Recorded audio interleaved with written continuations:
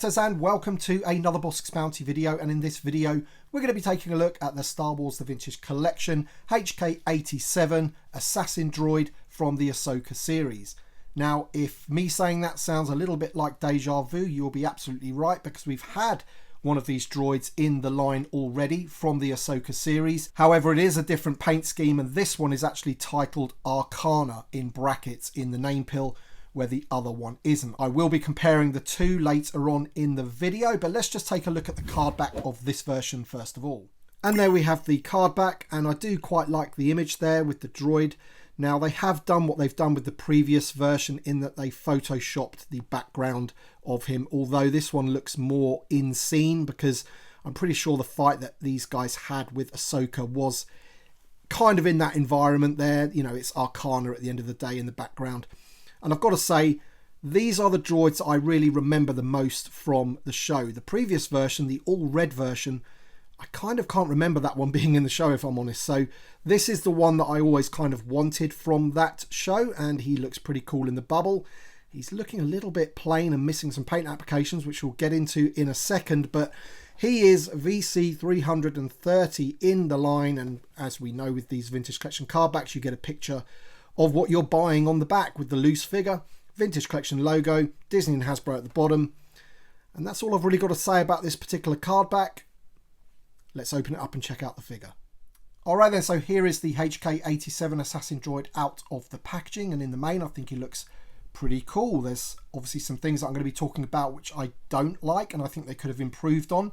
But in the main, I think he looks pretty good. And as I mentioned before, to me, this is the most recognisable version of the droid from the Ahsoka series. This is the one that I remember the most from that show. And he's going to look great on the shelf with Ahsoka and some of the other characters that we have in the line, particularly Ahsoka though. And before we sort of compare him against the all red version, we're going to take a good close-up look at this figure. Because as I say, you know, there are some issues with this figure, and it seems to be a bit of an issue in general for the Vintage Collection right at this moment. And there seems to be always something, doesn't it? Whether it's rubbery accessories, lack of paint applications, you know, dodgy head sculpts, whatever it might be. You know, this figure does have its issues, and we're going to be getting into that now.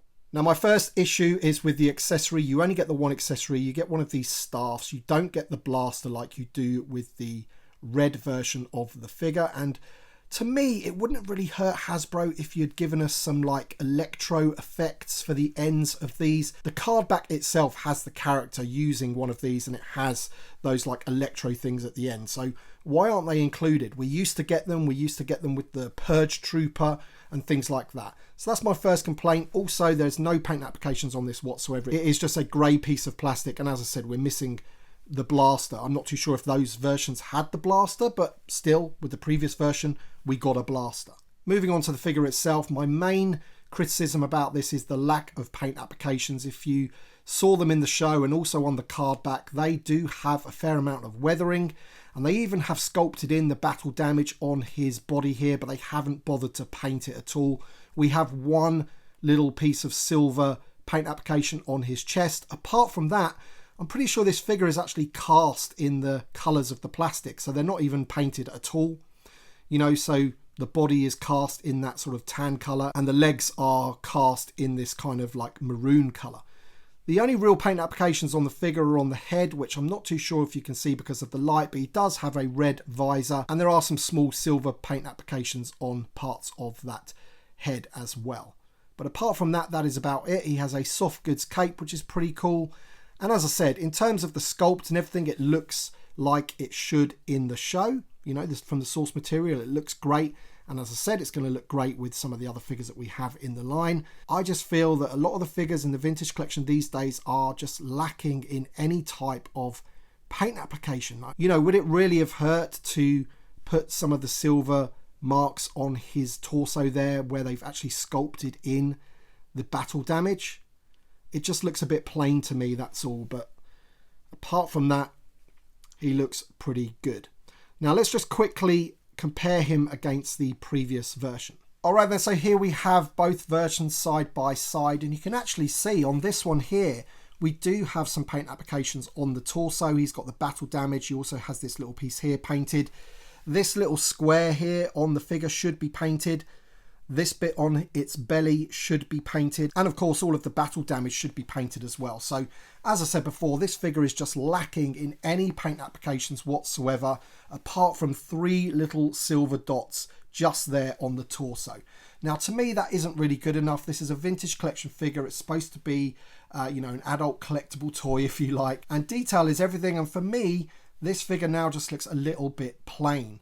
I'm glad this one is actually painted a little bit more, because if it wasn't, he would just look completely plain red. In fact, if there's one criticism to say about this one, which I think I did say in my review, is the head is pretty much unpainted. And if it is, it's painted with a red visor. You can't even tell if it is painted or not, because obviously it's the same colour as the head itself. Whereas, of course, with this one, you can actually see that it does have the red visor, because the head is grey on this one.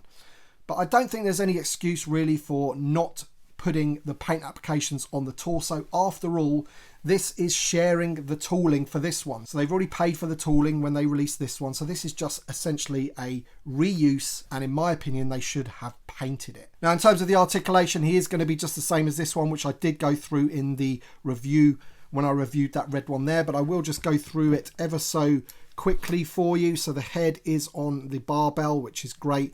We have the ball hinge shoulders, and the armor piece is a soft plastic which is attached to the shoulder, so that doesn't get in the way. We have elbows, but unfortunately they don't go past 90.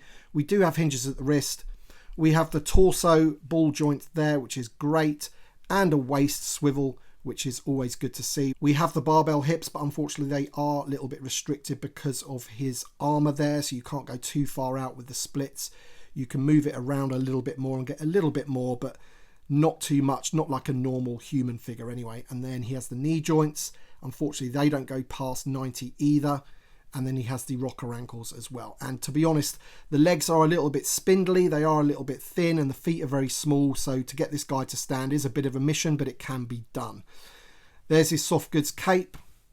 So all in all, he looks pretty good. But as I said, the paint applications for me is, you know, a really sort of negative for this figure. But let me know your thoughts in the comments section below. I hope you've enjoyed this video. Thanks so much for watching, and thank you to my Patreon supporters and channel members as always. Your support means a great deal to me for this channel, so thank you so much. Thanks for watching, everybody, and we shall see you on the next one.